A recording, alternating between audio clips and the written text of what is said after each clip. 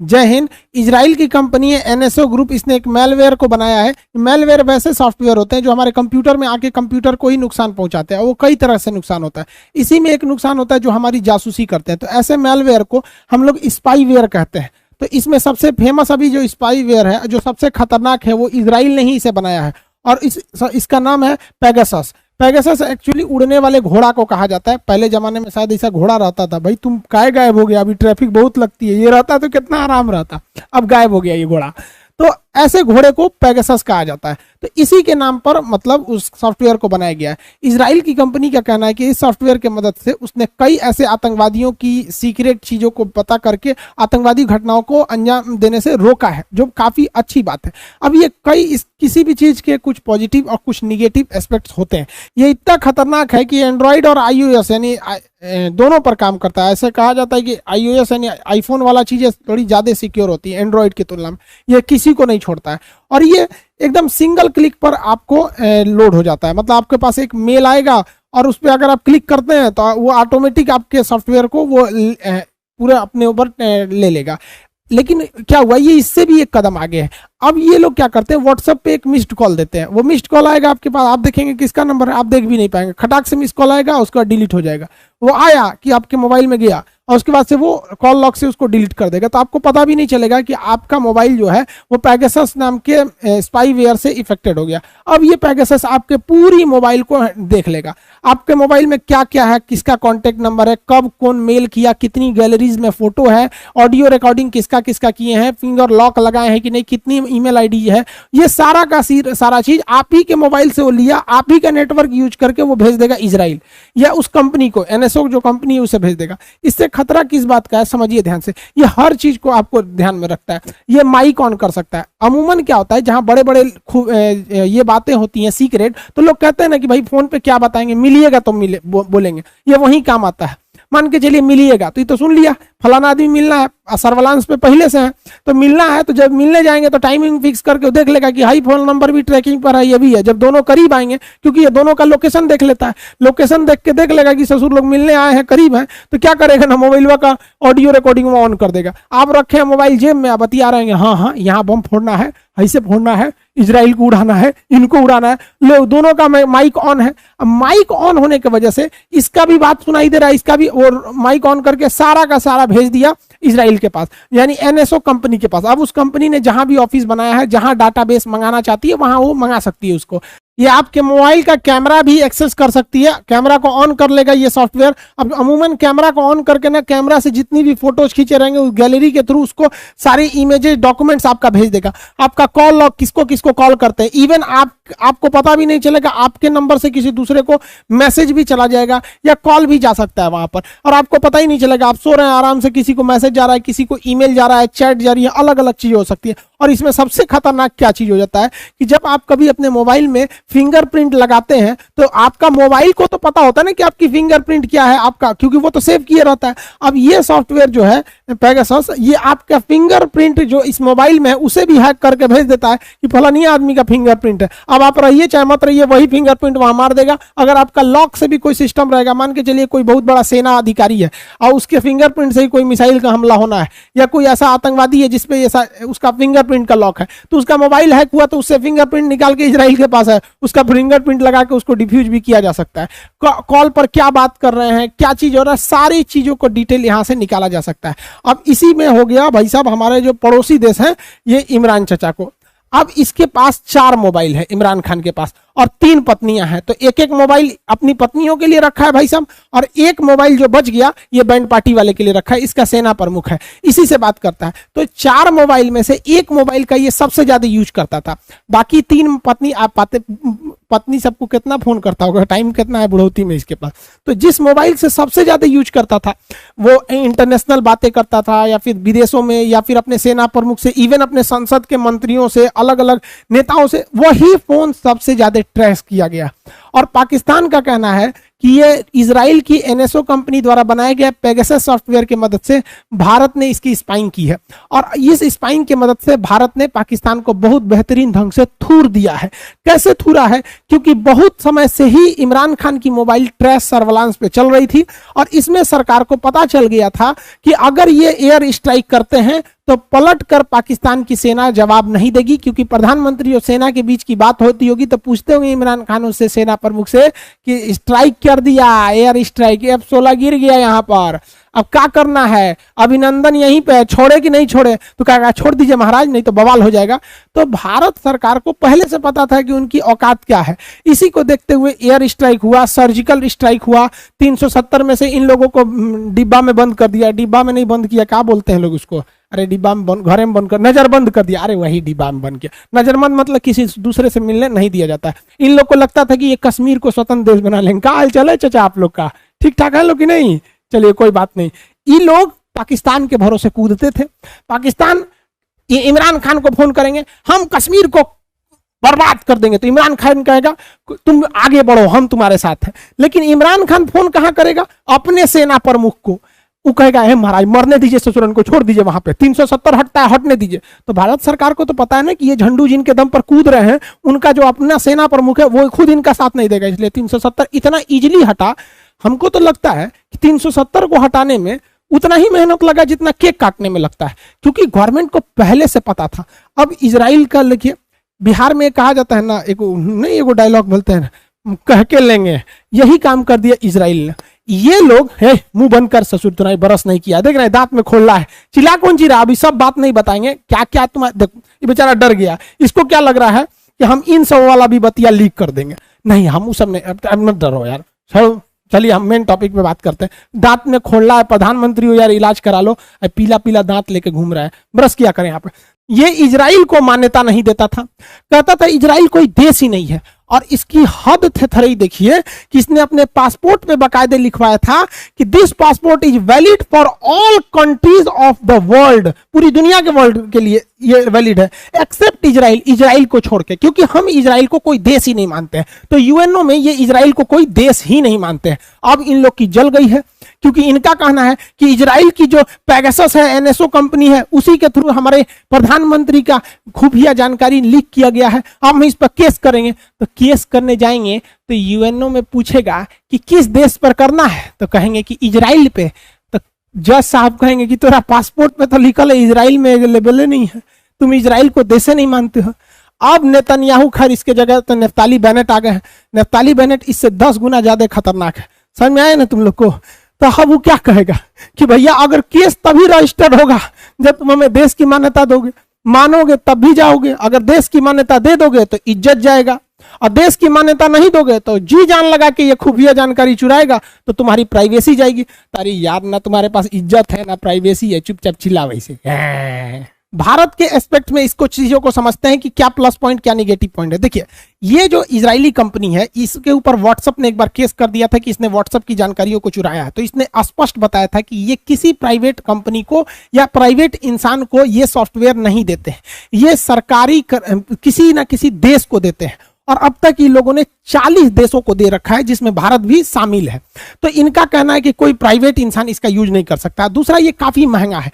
एक आदमी का अगर जांच कराना है, स्पाइंग करानी है, तो 1 करोड़ से ज्यादा लगता है। ये कम से कम 50 आदमी का ले देते हैं, यानी 60 करोड़ रुपया लेते हैं, तो उसमें 50 आदमी की आप जांच करा सकते हैं। यह मामला भारत के सरकार के सामने भी उठाया गया।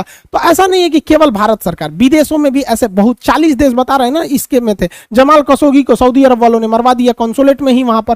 तो ये कैसे स्पाइंग हो रही थी कि उसकी पत्नी से इनकी क्या बातें हो रही थी, जेब वजह उसके मोबाइल को हैक किया गया था। तो ऐसा नहीं है कि केवल भारत पीड़ित है, इसमें 40 देश है। अब भारत सरकार का क्या कहना है? भारत सरकार का ये नहीं कहना है कि हमने इसका यूज नहीं किया है, और ना ही सरकार ने ये कहा है कि हमने इसका यूज किया है। सरकार ने कहा है कि हमने इसका कोई भी गलत प्रयोग नहीं किया है। मतलब सरकार इशारे में कह रही है कि हमने इसका यूज किया है आतंकवादी वगैरह की टेपिंग के लिए, जो सही भी है, लेकिन कुछ गलत है जो आगे बताएंगे प्रोसीजर को लेकर। अब ये सही कैसे है और सरकार ने कैसे कहा है? क्योंकि सरकार में एक बहुत ही विश्वसनीय सुब्रमण्यम स्वामी जी है। भाई साहब इनकी नेक्स्ट लेवल के आदमी है, ये बहुत बड़े वकील हैं, कोर्ट में इनका क्या पूछना ही है। तो इन्होंने भी कहा है कि हाँ भैया टेपिंग हुई है। तो इसका मतलब ये इंसान तो झूठ नहीं बोलेंगे भाई, ये लोग बड़े बड़े लोग, कुछ क्रेडिबिलिटी होती है। और गवर्नमेंट ने भी जब कहा है कि हम इसका मिसयूज नहीं किए, तो देखिए अगर हम लोग पूरी तरह से खुला छूट देंगे तो बहुत ज्यादा दिक्कत हो जाएगा। तो आतंकवादी या देश को जो तोड़ने की बात कर रहे हैं उनके लिए ये गलत है, लेकिन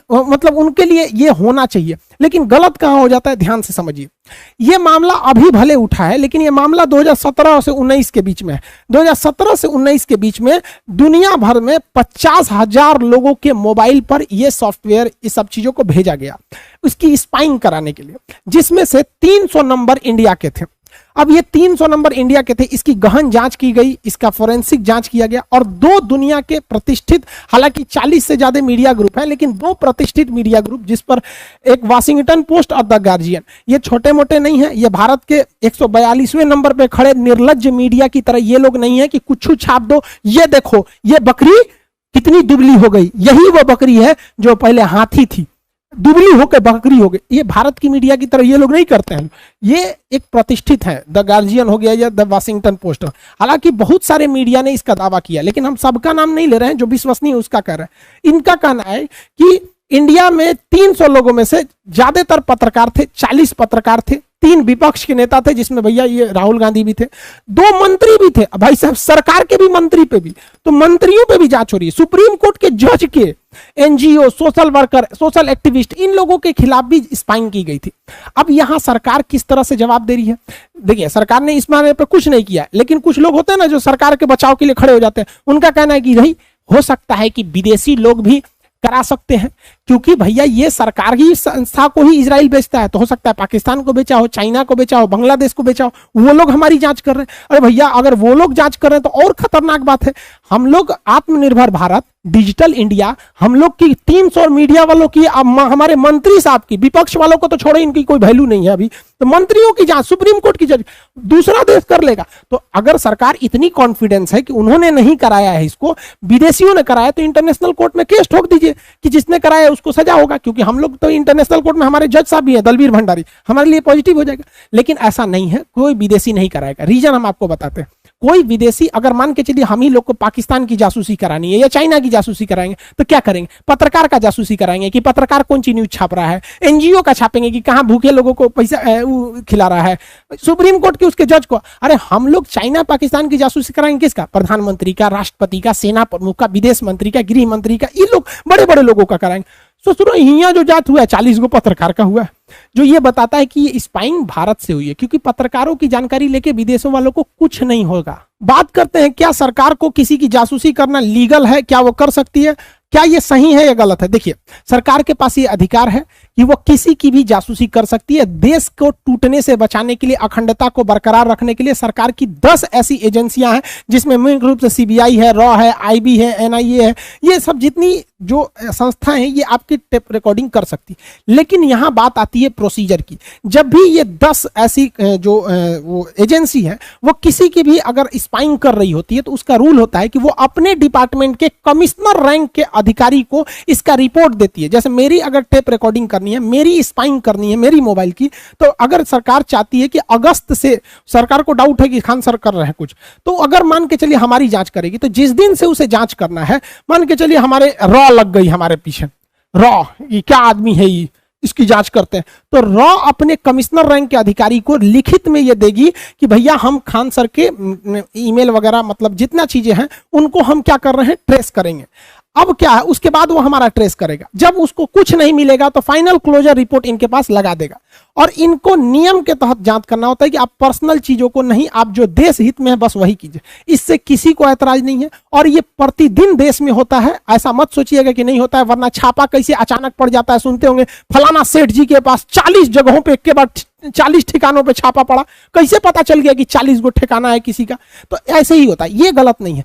लेकिन गलत कब हो जाता है, जब आप प्रोसीजर ही फॉलो मत कीजिए। किसी की रिकॉर्ड, किसी के पीछे स्पाइंग लगा दीजिए, ना ही किसी आईबी को पता है, ना ही किसी को मतलब है। इसका मतलब आप उससे पर्सनली दुश्मनी निकालना चाह रहे हैं। ये चीजें गलत है। अगर प्रोसीजर को ओवरहेल किया जा रहा है तो ये गलत है। इसमें उस डिपार्टमेंट के कमिश्नर रैंक के अधिकारी या कोर्ट को शामिल करना चाहिए। ये लोग थोड़ी ना बोलेंगे कि देखिए आज हम लोग 3 लोगों का मोबाइल ट्रेस किए हैं। भैया ये लोग पढ़े लिखे लोग होते हैं, उतने हाई रैंक पे। तो अगर प्रोसीजर फॉलो कर रही है तो वो सही है, अगर प्रोसीजर फॉलो नहीं कर रही है तो गलत है। क्योंकि पुलिस भी आपको गिरफ्तार करने आती है तो उसके कुछ प्रोसीजर्स होते हैं, उसको वारंट दिखाती है, एफआईआर आपके खिलाफ होता है, तब आती है। ऐसा नहीं गए चल तोरा उठा ले जाते हैं। इस तरह से अराजकता बढ़ जाएगी। कुछ लोगों का कहना है कि भाई साहब अगर आप गलत नहीं है तो डर क्यों रहे हैं, सरकार आपके खिलाफ क्या कर लेगी। अरे भाई साहब, हम ऐसे लोगों को कहते हैं कि अगर आप भी गलत नहीं है तो एक काम कीजिए ना, आप भी अपना जीमेल आईडी, गूगल क्लाउड वगैरह वगैरह का हमको भी एक्सेस दे दीजिए। जब आप गलत नहीं है तो क्या डर रहे हैं, आप उसको पब्लिकली डाल दीजिए फेसबुक पर कि ये मेरा जीमेल आईडी है,